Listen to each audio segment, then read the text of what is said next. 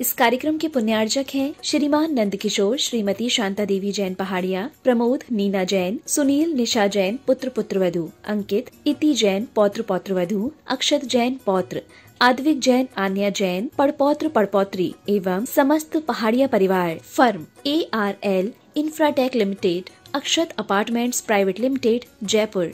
श्रीमान नरेंद्र कुमार जी, श्रीमती पुष्पा देवी जी, श्रीमान सुरेश कुमार जी, श्रीमती ललिता देवी जी, श्रीमान प्रदीप कुमार जी, श्रीमती मंजू देवी जी, श्रीमान अनिल कुमार जी, श्रीमती संजू देवी जी, रेहाबाड़ी, गुवाहाटी, असम।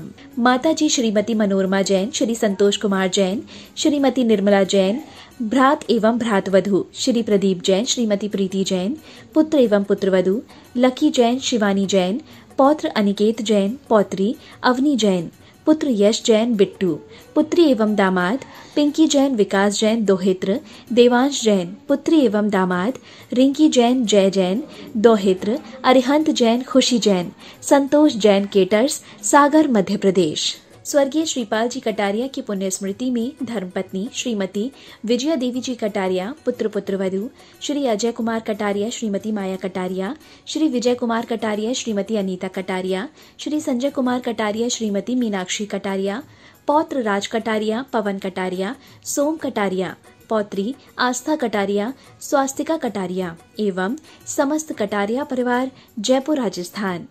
फर्म स्वास्तिक ऑयल इंडस्ट्रीज, निवाई। पौत्री एवं दामाद सौमिन राहुल राव का, जयपुर। नातिन जयती।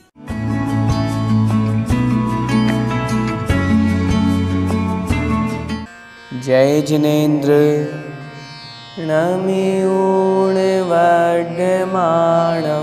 परमपाणं जिणं तिसुद्धेन वोच्छामिरयणसारं सायार्णयार्धं मीणं।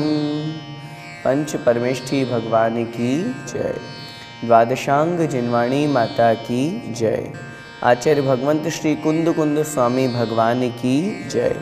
आचार्य भगवंत श्री विद्यासागर जी महामुनिराज की जय। परम पूज्य गुरुदेव निर्यापक श्रवण मुनि पुंगव श्री सुधा सागर जी महाराज की जय। अढ़ाई द्वीपस्थ समस्त महामुनिराजों की जय।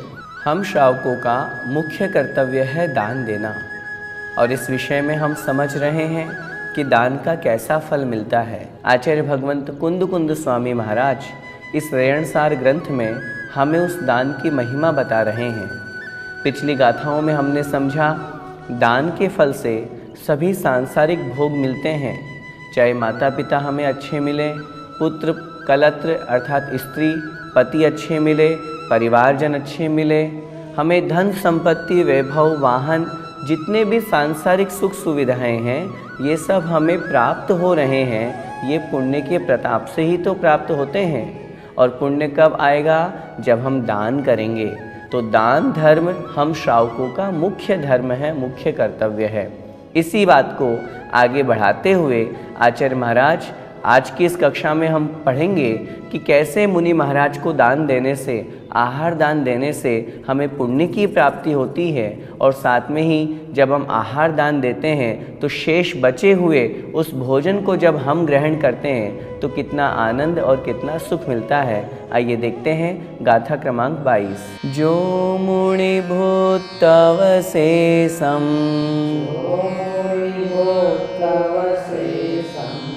भुंजदि सो भुंजदे जिणोदिठ्ठम्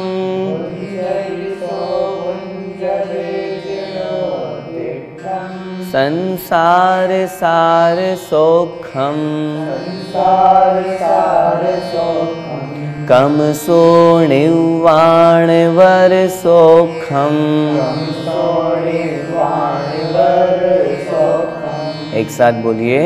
जो मुनि भूतव शेषम भुंजदि सो भुंजदे जिणोदिठ्ठम् संसार सार सौखम कम सो निवाण वर सौखम। कितनी सुंदर गाथा आचार्य महाराज यहाँ कह रहे हैं। आइए देखते हैं इसका अर्थ। जो मुनि भूतव शेषम, जो अर्थात जो श्रावक, जो भव्य जीव मुनि भुक्त अवशेषम, मुनि अर्थात मुनि महाराज के, भुक्त, भुक्त माने ग्रहण किए हुए, ग्रहण करने के पश्चात, अवशेषम, अवशेष को, बचे हुए को, अवशिष्ट अन्न को। क्या मतलब? जो श्रावक मुनि महाराज को आहार दान देता है और आहार दान के बाद अवशेषम, अवशेष अर्थात बचे हुए अन्न को, बचे हुए आहार को, भुंजदी अर्थात ग्रहण करता है, खाता है। मुनि महाराज आहार करे और आहार करने के बाद वो तो चले गए, लेकिन ऐसा तो होता नहीं कि सारा का सारा जितना हमने भोजन बनाया था वो सारा का सारा आहार ही मुनि महाराज कर गए। बहुत सारा भोजन शेष बचता भी है और हम लोग बनाते भी तो हैं, क्योंकि हमें भी शुद्ध भोजन करना है। तो जो श्रावक मुनि महाराज को आहार दान देने के बाद शेष बचे हुए अन्न को, शेष बचे हुए भोजन को भुंजदी अर्थात ग्रहण करता है, खाता है, सो संसार सार सोखम। सो मतलब वह प्राणी, वह भव्यात्मा जीव या वह श्रावक संसार सार सोखम, संसार का जो सारभूत सुख है, सर्वश्रेष्ठ सुख है, उन सुखों को प्राप्त करता है। और कमसो अर्थात क्रमशः अर्थात परंपरा से निवाण वर सोखम, निवाण अर्थात निर्वाण जैसे, वर सोखम उत्कृष्ट सुख को भुंजदे अर्थात भोगता है, प्राप्त करता है। ऐसा जिणुद्दिठम, जिण उद्दिठम जिनेंद्र भगवान ने कहा है।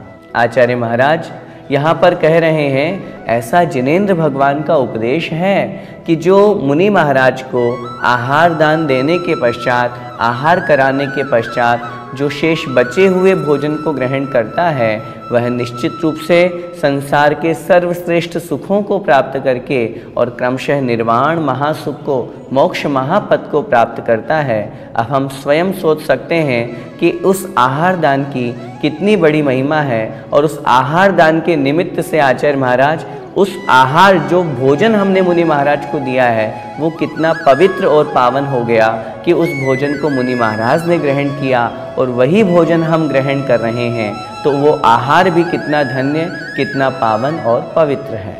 भैया जी, क्या आहार दान ही विशेष है, अन्य दान विशेष नहीं है? दान तो सारे ही विशेष हैं, सामान्य तो कोई है ही नहीं। निश्चित रूप से श्रावक जब अपना कर्तव्य का पालन करता है तो चाहे वो मुनि महाराज को आहार दान दे या औषधि दान दे या फिर जीवों की रक्षा करने रूप अभय दान दे या किसी को पढ़ाने स्वरूप ज्ञान दान दें, चाहे मुनि महाराज के रहने के लिए वसति का आदि का निर्माण करें या फिर मुनि महाराज को उपकरण आदि का दान दें, सारे ही दान श्रेष्ठ हैं।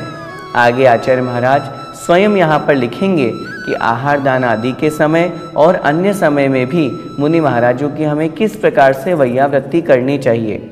लेकिन चूंकि यहाँ प्रसंग विशेष रूप से आहार दान का बताया गया है और हम सभी जानते भी हैं और पूर्व में भी हमने पढ़ा है कि जो आहार मुनि महाराज ग्रहण करते हैं उससे वो अपने आत्म साधना करते हैं। शरीर माध्यम खलु धर्म साधनम, हमारे धर्म करने के लिए शरीर एक मुख्य साधन है और शरीर को चलाने के लिए बिना भोजन के शरीर कैसे चलेगा।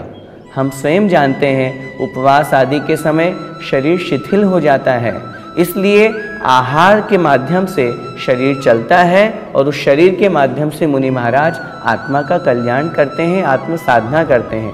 इस दृष्टि से यहाँ पर आहार दान को विशेषता दी गई है, मुख्यता दी गई है। भैया जी, क्या मुनि महाराज के अंजलि में आया हुआ आहार प्रसाद मानकर हमें ग्रहण कर लेना चाहिए क्या?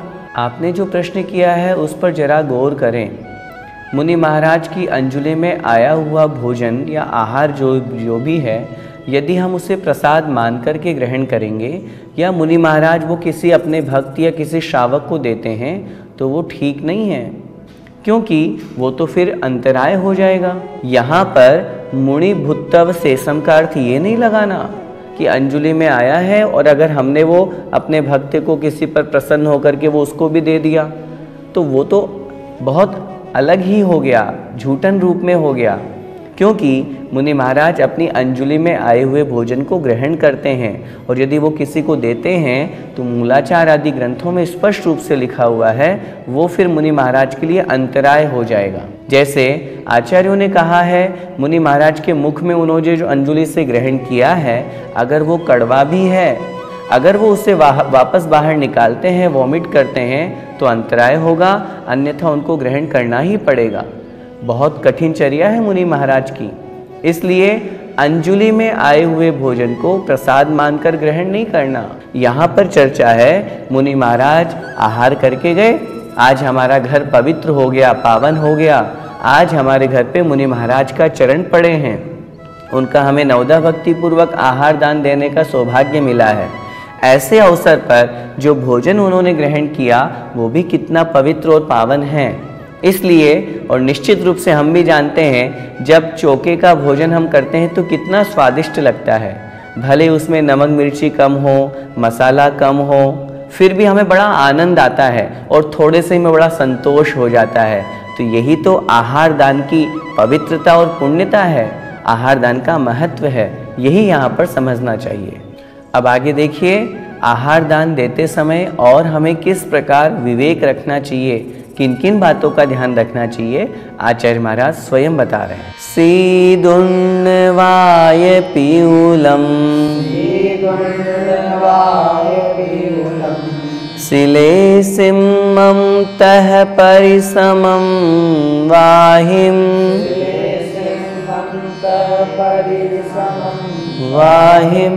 काय किले सुविवासम जानिच्चा दिन्नये दानम। एक साथ बोलिए, सीदुन्नवाय पीयूलम शिले सिम्मं तः परिसमं वाहिम काय किले सुविवासम जानिच्चा दिन्नये दानम। कितना महान उपकार है आचार्य भगवंत का, हमें एक एक चीज यहाँ पर सिखा रहे हैं। आहार दान दें तो किन बातों का ध्यान रखें, देखिए जरा शब्दार्थ। सीधुण्ण वाय पीयूलम, पहला शब्द है सीदुण्ण, शीत उष्ण ऐसा शब्द निकलेगा, मतलब शीत और उष्ण माने उष्ण। शीत माने सर्दी का समय है, उष्ण अथवा गर्मी का समय है। वाव पीयूलम शिले सिम्मम, वात, वाव माने वात, पीयूलम अर्थात पित्त और शिले सिम्मम अर्थात श्लेषम अर्थात कफ। तीन प्रकार की प्रकृति हमारे शरीर में हुआ करती है, वात, पित्त या कफ। सबकी प्रकृति अलग अलग होती है, किसी का वात होता है, किसी का पित्त होता है, किसी का कफ होता है। हम ये जानकारी लेकर के और अच्छी तरह से समझ करके विवेक पूर्वक मुनि महाराज को आहार दान दें। कहीं ऐसी प्रकृति वाले मुनि महाराज हैं जिनको बहुत ज़्यादा वात हो रखा है, तो हम उन्हें ऐसा भोजन न दें जिससे उनमें विकार पैदा हो और उनमें व्याधियाँ हो जाएं। साथ में आगे क्या कह रहे हैं, परिसमम वाहिम, परिसमम अर्थात परिश्रम। मुनि महाराज कहीं से विहार करके आए हैं अथवा कोई पंचकल्याणक आदि चल रहा है या कोई विशेष कार्यक्रम चल रहा है जिसमें मुनि महाराज को बहुत ज़्यादा परिश्रम हो रहा है, शारीरिक परिश्रम हो रहा है, तो उन बातों का भी हम ध्यान रखें। वाहिम अर्थात व्याधि, पता चले मुनि महाराज को कोई बीमारी हो रखी है, ज्वर हो रखा है, बुखार हो रखी है या शरीर में कोई पीड़ा है, उस अनुसार हम उनको भोजन आहार दान दें। आगे कह रहे हैं काय किलेश उपवासम, काय किलेशम उपवासम। काय क्लेश अर्थात कहीं ऐसा तो नहीं मुनि महाराज 3 दिन तक खड़गासन में खड़े रहे थे, फिर आज आहारचर्या को निकले हैं, 36 घंटे ध्यान करके और फिर अगले दिन आहारचर्या को निकले हैं, या बहुत लंबे समय तक काय क्लेश तप किया है। इसके अलावा उपवासम अर्थात उपवास, मुनि महाराज का कल उपवास था, आज पालना है, हमें सोच समझ के उनको आहार देना है। ऐसा भोजन नहीं देना, ऐसा आहार नहीं कराना जिससे उनमें और ज़्यादा जठराग्नि उनको भोजन को पचा न पाए या शरीर में और ज़्यादा शिथिलता आ जाए। इन सब बातों को आचार्य महाराज कह रहे हैं जानिच्चा देई दानम दिण्णये दानम। ऐसा जान करके समझ करके विवेक पूर्वक फिर हमें दान देना चाहिए। दान देने के लिए ये मुख्य चीज़ें बताई हैं। इन सबको जान करके, चाहे शीत की बात हो या उष्ण की बात हो, वात पित्त कफ की बात हो, परिश्रम की बात हो, चाहे व्याधि कोई बीमारी की बात हो, काय क्लेश अथवा उपवास आदि, इन सब निमित्तों को देख करके, जान करके, समझ करके फिर हमें मुनि महाराज को आहार दान देना चाहिए। भैया जी, शीत और उष्ण की अपेक्षा आहार में क्या अंतर होता है? शीत का मतलब होता है सर्दी और उष्ण का मतलब होता है गर्मी। हम लोग सर्दी के समय में कैसा भोजन ग्रहण करते हैं जिससे थोड़ा हमारे शरीर में गर्मी हो, हमारा शरीर उस अनुसार चले। और गर्मी के समय में हम जैसे ज़्यादा पेय पदार्थ लेते हैं, ऐसे ही मुनि महाराज के लिए भी हमें ध्यान रखना चाहिए जैसा हम भोजन ग्रहण करते हैं, क्योंकि ये एक बहुत महत्वपूर्ण सिद्धांत और बात है। हम जो भोजन ग्रहण करते हैं वैसा भोजन हमें मुनि महाराज को कराना चाहिए। अब आजकल व्यवस्था में क्या हो गया, हम अशुद्ध भोजन करने लगे, इसलिए हमें अलग से शुद्ध भोजन बनाना होता है। कर्तव्य तो हमारा यही है, हम स्वयं शुद्ध भोजन करें और अतिथि समविभाग व्रत का पालन करें, मुनि महाराज का पड़गाहन करें। अगर हमारा पुण्य होगा तो वो हमारे चौके में पधारेंगे और हम उनको बड़े प्रेम से, बड़े विनय पूर्वक, स्नेह से उनको आहार दान दें। तो शीत और उष्ण का मतलब यही है कि जैसे सर्दी में बहुत अधिक ठंडा भोजन या इस तरह का भोजन हमें नहीं देना जिससे उनके शरीर में प्रकृति विपरीत हो। जैसे सर्दी में मक्का है, बाजरा है, ज्वार है, इनका भी हम भोजन बना करके, इनके व्यंजन बना करके उनको आहार दान में दे सकते हैं। उष्ण के समय, गर्मी के समय में हम उनको पेय पदार्थ ज़्यादा चलाएं जिससे उनको शरीर बिल्कुल प्रकृति बहुत अच्छी तरह से चलती रहे। इन बातों का हमें ध्यान रखना चाहिए। तो आज की कक्षा में हमने क्या समझा? विशेष रूप से आहार दान के बारे में समझा। हमें हम श्रावकों का जो मुख्य कर्तव्य दान है वो जरूर करना है, और उसमें भी हमारे नगर में अगर मुनि महाराज या चतुर्विद संघ कोई भी पधारें, मुनि, आरिका, श्रावक, श्राविका, उनको जरूर आहार दान देना है। और इस बात का ध्यान रखना है उनकी प्रकृति कैसी है, वो उपवास करके आए हैं, कितना परिश्रम है, उनके अनुकूल उनके लिए आहार नहीं बनाना। भोजन तो हम स्वयं भी ग्रहण करेंगे, अगर हम मात्र उनके लिए आहार बनाएंगे तब तो उद्दिष्ट आहार का दोष लग जाएगा। तो उनके लिए नहीं बनाना, हम स्वयं भी ग्रहण करेंगे और मुनि महाराज को भी पड़गाहन करके बड़ा शुद्ध आहार कराएंगे। यही हम श्रावकों का कर्तव्य है। हम सभी इसका पालन करें। इसी मंगलमय भावना के साथ बोले द्वादशांग जिनवाणी माता की जय।